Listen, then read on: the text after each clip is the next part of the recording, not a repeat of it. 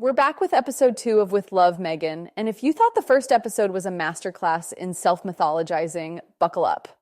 As promised, we're here to cover it so you don't have to suffer through 40 minutes of secondhand embarrassment, forced small talk, and an attempt at party planning that somehow makes balloon arches seem high stakes.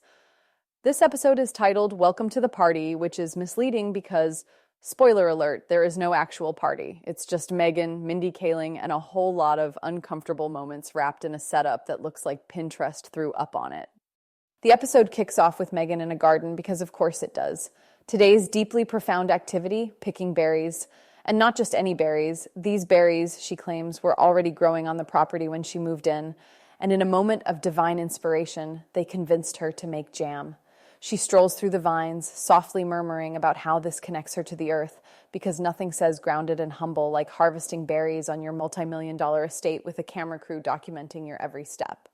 Somehow, despite this being her own show, Meghan has nothing prepared for her guest. But fear not, because this gives her an excuse to whip up something on the spot, a frittata, cue the dramatic panic.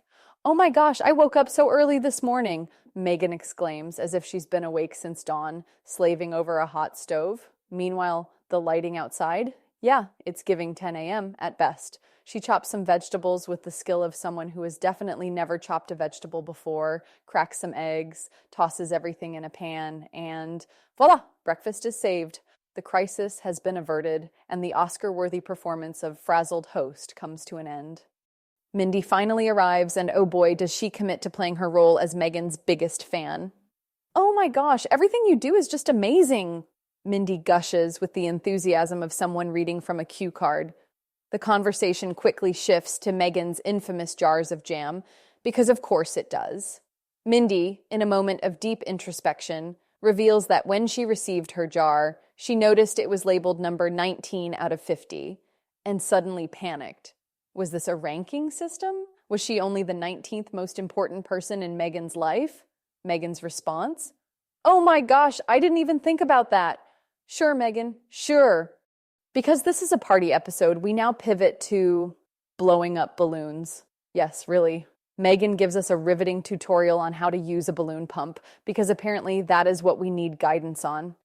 You just take the balloon and you put it in the pump, and then you pump it. Groundbreaking. And in case you were wondering, Meghan wants us to know that she personally made a balloon arch for Archie's birthday once.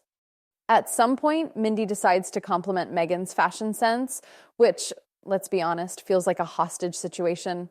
Meghan takes this opportunity to remind us that she adores mixing high and low fashion.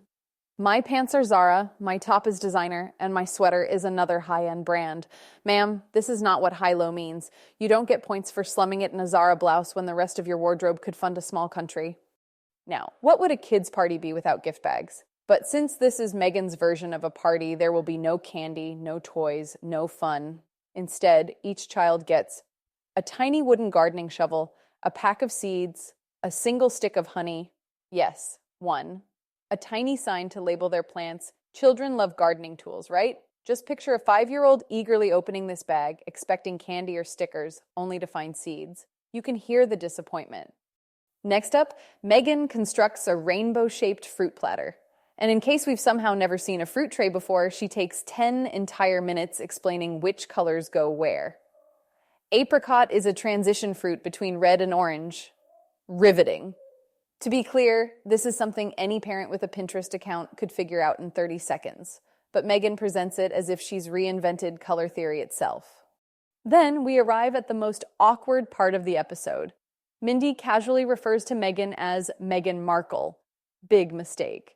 Meghan immediately corrects her, "It's Sussex now. This is our family name." Mindy, blinking twice in Morse code, quickly backpedals. "Oh, now I know, and I love it. Ah, yes, we love it, Mindy. We love it. For the record, Sussex is not a last name. It's a title. The actual surname? Mountbatten Windsor, which Meghan will never be able to have. This reeks of desperation, Meg." After suffering through this party that wasn't, the same old question remains, who is this for? It's not for moms looking for party tips because everything is impractical. It's not for cooking enthusiasts because no real cooking happens. It's not for royal watchers because nothing about it was remotely royal. This episode felt like one long PR exercise, awkwardly stitched together with jam jars, party props, and an uncomfortable amount of self-congratulations. We've got more episodes ahead. But if this is the party, I'm dreading the aftermath. May your balloon pumps be strong and your fruit platters colorful,